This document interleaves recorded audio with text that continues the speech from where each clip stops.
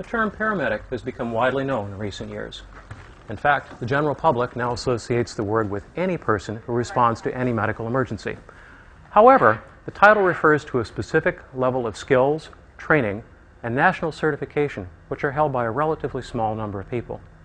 Here in Whatcom County, the only full-time paramedics are the 39 employees of the Bellingham Fire Department who are assigned to the Whatcom Medic 1 program.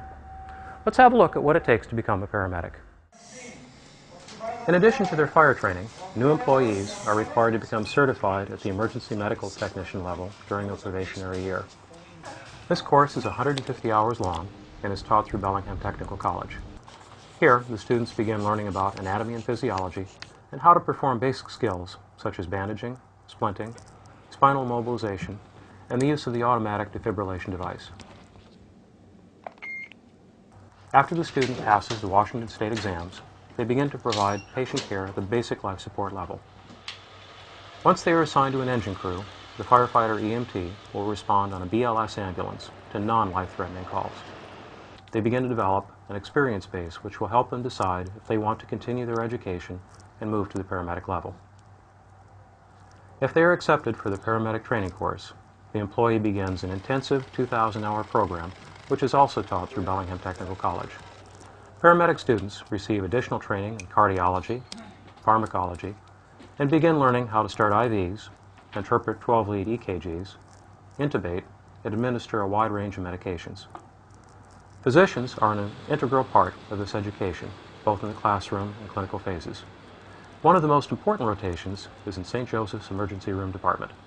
Ill patients, particularly critically ill patients who come to the ER, if they have been treated appropriately in the field with sophisticated medications, airway control, including intubation, which is a difficult procedure, if they are stabilized with appropriate intravenous lines, appropriate medications, and appropriate life-threatening medications or procedures, it makes our job so much easier and it increases potential salvageability or survival.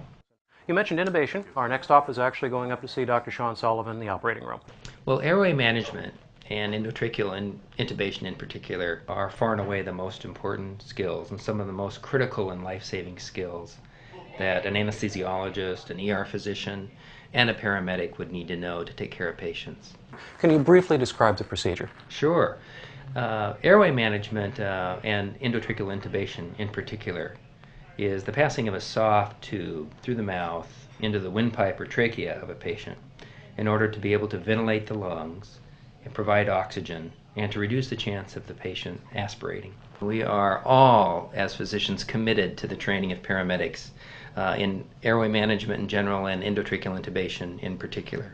I know as a paramedic I come back and essentially retrain at fairly regular intervals. It always amazes me the difference between the initial training I received in here versus things out in the real world.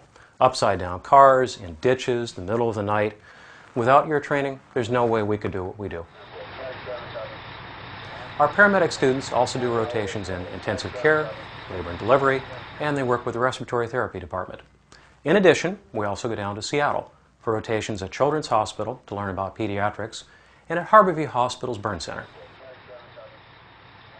Well, certification is just the beginning of the process. Continuing education is the ongoing steps that occur after certification. Mandated activities by the state, activities that we add in, such as research studies, such as the current National Institutes of Health study we're doing, and then of course an evaluation of new technologies and new knowledge as knowledge evolves.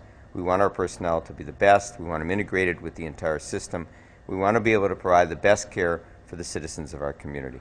Regardless of whether it's an earthquake, pandemic, man-made disaster, or any one of the thousands of routine emergencies that we encounter every day, paramedics and EMTs are an integral part of our medical system.